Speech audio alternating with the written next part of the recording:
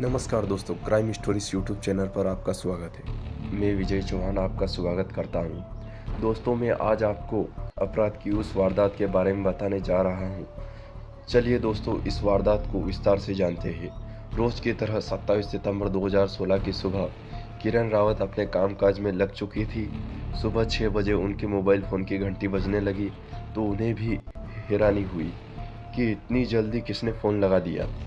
लेकिन जब स्क्रीन पर नंबर देखा तो वो चौंक चुकी थी और परेशान भी हुई कि ऐसा कमबख्त बेशरम लड़का है जो कि हाथ धोकर ही पीछे पड़ गया। फ़ोन रिसीव न करने पर काट देना ठीक नहीं लगा, क्योंकि वह जानती थी कि जब तक फ़ोन ना उठाया जाएगा तब तक ये लगाता रहेगा। लिहाजा मन मारकर उसने फ़ोन उठाया तो दूसरी ओर से आवाज़ आई, आंटी, मैं अमित बोल रहा हूँ।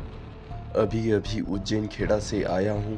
प्लीज़ आप प्रिया से 5 मिनट बात करने दें। उसके बाद मैं कभी उसे या आपको फ़ोन नहीं करूँगा। किरण उलझन में पड़ गई, क्या करे और क्या ना करे। अमित को फ़ोन सुनकर वह खुद तंग आ चुकी थी। इस हर बात पर एक ही बात की रट लगाए रहता था। अमित के बारे में वह उतना ही जानती थी जितना उनकी बेटी प्रिया ने बताया था। प्रिया होनहार छात्रा थी। इन दिनों वह आईआईटी की तैयारी कर रही थी। उसने अमित के बारे में माँ से कुछ भी नहीं छुपाया था। अमित उसका फेसबुक फ्रेंड जरूर था, लेकिन फ्रॉड था। लेकिन उसने अपने प्रियांशी नाम से फेसबुक अकाउंट आईडी बनाई और फ्रेंड रिक्वेस्ट भेजी थी। उसने अमित को प्रियांशी नाम की लड़की समझकर फ्रेंड रिक्वेस्ट को एक्सेप्ट कर लिया। प्रिया उसे लड़की समझकर कुछ महीनों तक चैटिंग भी करती रही। उसी बीच उसने माँ का और खुद का मोबाइल नंबर भी दे दिया था। लेकिन जब उसे प्रियांशी अमित की हकीकत का पता चला तो उसने उसे ब्लॉक कर दिया। ब्लॉक किए जाने के बाद अमित उसे मोबाइल फ़ोन पर फ़ोन ही नहीं किए जाने लगा, बल्कि प्यार का इजहार भी कर दिया। पहले तो अमित ने फेक अकाउंट के माध्यम से दोस्ती की और वास्तविकता सामने आने पर प्यार का इजहार करने लगा। नाराज प्रिया ने उसे जमकर लताड़ा, फ़ोन ना करने की हिदायत दी। अमित उसे अब फ़ोन ना उठाने पर मैसेज करने लगा। इससे प्रिया को लगा कि यह सीधी तरह से मानने वाला नहीं है, इसलिए उसने ध्यान देना बंद कर दिया। पढ़ाई में मन लगाने लगी। जब प्रिया अनदेखी करने लगी तो अमित उसकी माँ किरण को फ़ोन करने लगा। उसने मनोस्थिति बताई। जब से प्रिया ने उससे फ़ोन से बात करना बंद कर दिया, तब से वह काफ़ी तनाव में रहता है। उस तनाव में उसका सिर फटने लगता है। अगर एक बार आप आमने सामने बिठाकर बात करा दे तो शायद उसकी परेशानी दूर हो जाए। शुरू शक्ति दिखाते हुए किरण ने बात कराने से मना कर दिया। जब अमित का फ़ोन बार बार आने लगा तो उन्हें लगा कि ये लड़का एक तरफा प्यार और गलतफहमी का शिकार हो गया है। ऐसे में अगर उसकी इच्छा या जिद पूरी नहीं की गई तो वह प्रिया को ही नहीं, उन्हें भी परेशान करता रहेगा। 27 सितंबर 2016 की सुबह जब अमित का फ़ोन आया तो किरण ने सोचा कि आखिर अमित इस मुसीबत की आफत से एक बार बात करने में हर्ज ही क्या है। लिहाजा उन्होंने घर आने की इजाज़त इस शर्त पर दे दी कि उसे जो भी बात करनी है वो खिड़की से होगी। अमित तैयार हो गया, ठीक 10 बजे पहुंच गया। किरण ब्यूटिशियन है और उनके पति एक टीचर है, काम करते हैं। प्रिया इन दोनों की एकलौती बेटी थी। वह होनहार समझदार थी। वो अपना पूरा ध्यान अपनी पढ़ाई और करियर पर देती थी। इंजीनियर बनने की अपनी तमन्ना पूरी करने के लिए जी जान से मेहनत कर रही थी।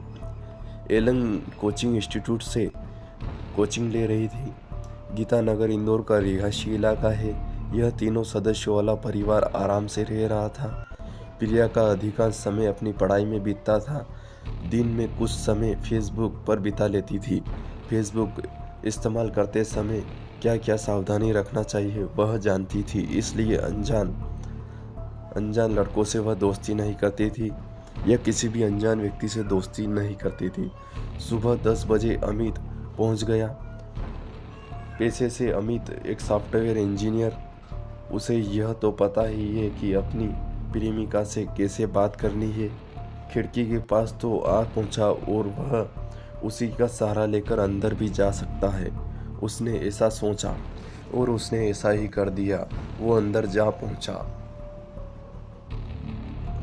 उसने ऐसी घटना को अंजाम दिया जिसमें दिल दहला देने वाली घटना में एक युवक ने किशोरी की उसके घर में चाकू मारकर हत्या कर दी।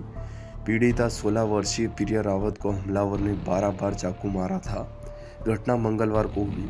उसे घातक चोट आई और बाद में उसने अस्पताल में दम तोड़ दिया।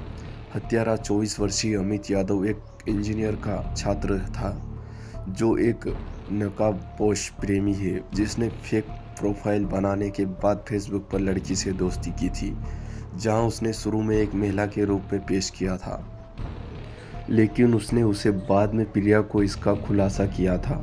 लेकिन उसने उसे छिड़क दिया और उसे ब्लॉक कर दिया, जिससे जाहिर तौर पर वह नाराज हो गया। मंगलवार को वह घर में घुस गया और चाकू से हमला कर दिया। अमित ने उसके सिर, चेहरे, छाती, पेट पर तब तक वार किया जब तक वह बेहोश नहीं हो गई और बाद में चोट के कारण उसकी मौत हो गई। बाद में उसने चाकू फेंक कर भागने की कोशिश की, लेकिन इस प्रक्रिया में वह घायल हो गया क्योंकि उसने दूसरी मंजिल से छलांग लगा दी थी और उसका पैर टूट गया था। बाद में उसे गिरफ्तार कर लिया गया। घटना इंदौर के गीतानगर स्थित कृष्णा अपार्टमेंट में हुई थी। प्रिया को भी अस्पताल ले जाया गया, लेकिन खून की कमी के कारण डॉक्टर उसे बचा नहीं सके। आरोपी अमित यादव महू का रहने वाला है।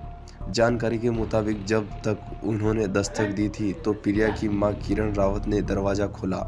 उसने किरण से अनुरोध किया है कि वह उसे अपनी बेटी प्रिया से मिलवा दे। हालांकि जैसे ही प्रिया ने उसे देखा उसने किरण से अनुरोध किया कि वह उसे अपनी बेटी से मिलवा दे। हालांकि जैसे ही प्रिया ने उसे देखा उसने कहा कि वह एक धोखेबाज था और उसे जाने के लिए कहा। लेकिन थोड़ी देर बाद युवक फिर आया और उसने किरण से प्रिया से बात कराने की गुजारिश की। घर में घुसते ही वह बाथरूम की ओर चला गया।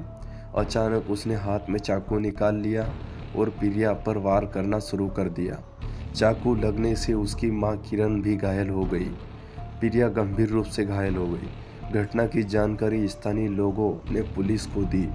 जांच के दौरान पता चला कि अमित ने प्रिया से दोस्ती करने के लिए उसने एक लड़की का फर्जी प्रोफाइल बनाया था।